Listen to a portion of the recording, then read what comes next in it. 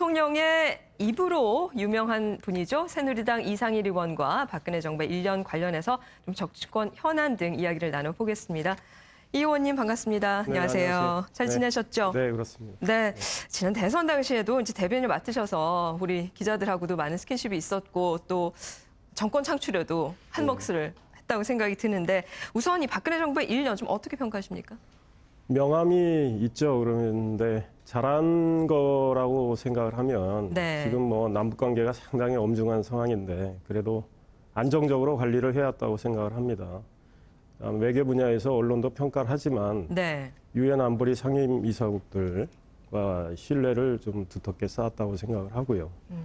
창조 경제와 관련해서는 아직은 뭐 국민들이 체감할 수 있을 정도의 어떤 결과물이 나왔다고 보지는 않지만 네. 그래도 그 틀을 짜나갔다는 이런 생각을 하고 아쉬운 점은 이제 제가 뭐 책에서도 지적을 했지만 좀 인사의 문제, 그다음 또 우리 정치가 너무나 정쟁하는 모습을 보여서 네. 국민들께 송구스럽고 또 국민 대통합 문제 같은 경우도 우리 기대만큼 잘 이루어지지 않는 측면이 있다고 봅니다. 그렇군요. 네. 더 아쉬운 점은 없으십니까? 그거죠. 그러니까 사실은 지금 뭐 철도노조 문제도 있고 하는데 이 갈등의 문제, 이거는 사실은 대통합의 분위기를 많이 확산을 시켰다면 갈등 조정을 할 수도 있고 갈등의 코스트도 줄일 수가 있는데 그런 것들에 대해서는 좀 미흡했죠. 그래서 책에서도 지적을 했지만 대통령께서 후보 시절에 봉화마을을 방문했던 그 상징적으로 보여줬던 그 대통합의 어떤 의지, 그다음에 인사의 대탕평 이런 문제에 대해서는 이제 앞으로 진행될 테니까 좀 기다려 봐야 되겠지만 좀 더 박차를 가해줬으면 좋겠다 이런 기대를 하고 있습니다. 예. 뭐 야당에서는 이 평가가 좀 박하죠. 김한길 대표는 뭐 이명박 뭐 6년 차다 이런 말까지 했어요. 이거 어떻게 생각하세요? 뭐 야당 입장에서 뭐 야당 주장하는 거 제가 깎아낼 생각은 없는데 이명박 정부와 뭐 같은 점도 있고 다른 점도 있다고 봐요. 그러니까 정권의 연속성상에서는 자랑으로는 승계를 해야 될 거고 또 박근혜 정부만의 고유한 특징이 있거든요. 그리고 이명박 대통령과 박근혜 대통령은 제가 보기에는 철학은 좀 다릅니다. 그래서 뭐 예컨대 이명박 대통령은 수도권 중심 론자라고 할 수 있어요. 그러니까 대한민국의 경쟁력이 수도권에 있기 때문에 이걸 보강 발전하자는 측면이고 박근혜 대통령은 지역 균형 발전론자라고 봅니다. 세종시를 비롯해서요. 많은 사례들이 있고 또 창조 경제라는 이제 본인의 그 새로운 어떤 슬로건을 구체적으로 이제 실행에 옮겨 나가는 일들을 하고 있기 때문에 박근혜 정부만의 또 고유한 그런 것들이 있죠. 그러니까 평가는 아직 하기는 이르고 지켜봐야 되겠죠. 아, 그런데 지금 1년, 12월 18일이니까 1년하고 며칠이 지난 상황인데 아직까지도 지금 대선 개입 의혹.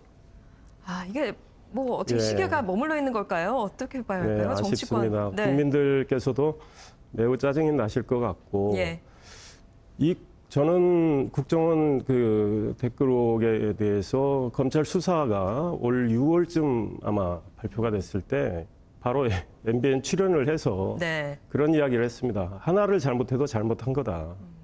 그러면 잘못된 부분은 엄정 규명을 해서 철저히 그 상응하는 그 처벌을 해야 될 거고 국정원을 진짜 국민의 눈높이에 맞게 개혁을 강도 높게 해야 된다.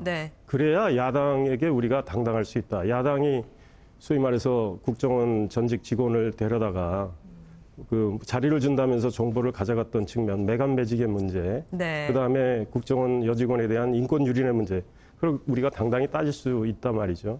그런데 그런 대목에서 좀 저희들이 처음에 대처가 조금 저는 개인적으로는 좀 잘못됐다고 생각을 해요. 우리가 더 강하게 이 문제를 적극적으로 규명하려는 의지를 보였어야 되는데 차관 지금 사법적 절차가 진행 중이니까 빨리 엄정 규명되길 바랍니다.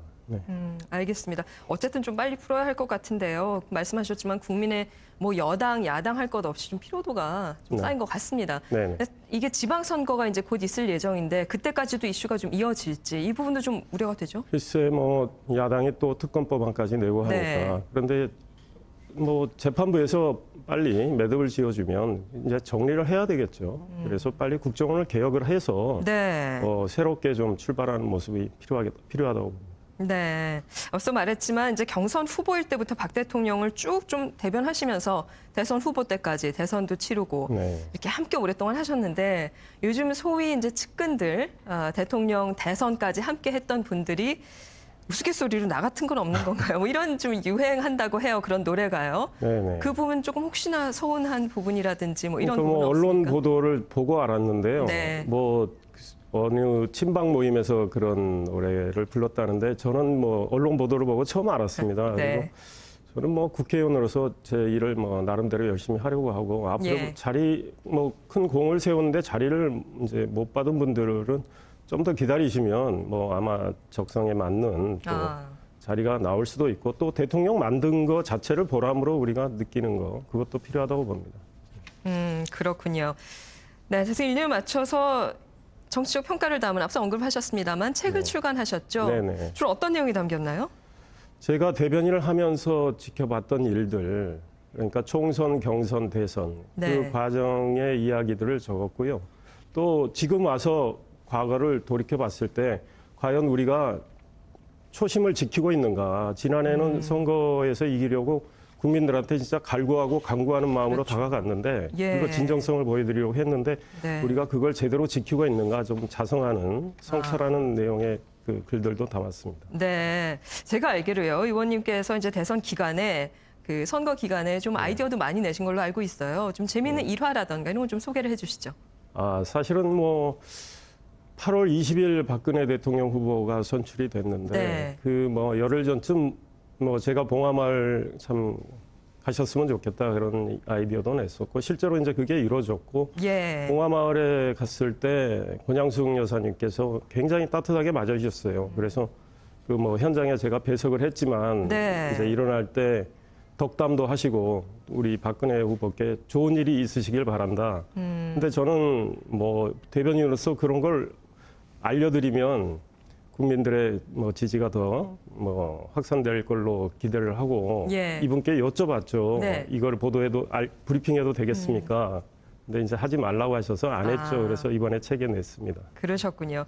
예, 끝으로 남은 4년 동안 박근혜 대통령이 국정화제 목표를 달성하기 위해서 조금 조언을 해주신다면 경험을 뭐 네. 취재 기자로서도 오랜 네. 활동을 하셨고 또 지금까지의 정치 활동을 기반으로 했을 때 끝으로 좀 조언을 한마디로 간단히 해주시죠. 제일 중요한 거는 뭐 경제가 아닐까 싶어요. 국민들이 지금 국민 행복이라는 슬로건을 우리가 내놨기 때문에 네. 진짜 행복을 체감할 수 있게끔 경제를 잘 안정적으로 관리해서 이제 국민들이 삶의 질을 향상시킬 수 있도록 해야 될 거고 예. 지금 남북 관계 뭐 굉장히 불안한 상황이기 때문에 네. 이 국민들이 이 불안감을 씻을 수 있도록 예. 대통령께서 관리를 잘 해주셔야 될 거고 대통합, 대탕평 행보도 해주셨으면 좋겠다 이런 생각을 합니다. 네, 알겠습니다. 이상일 의원님 오늘 여기까지 듣겠습니다. 말씀 잘 들었습니다. 고맙습니다. 네, 감사합니다.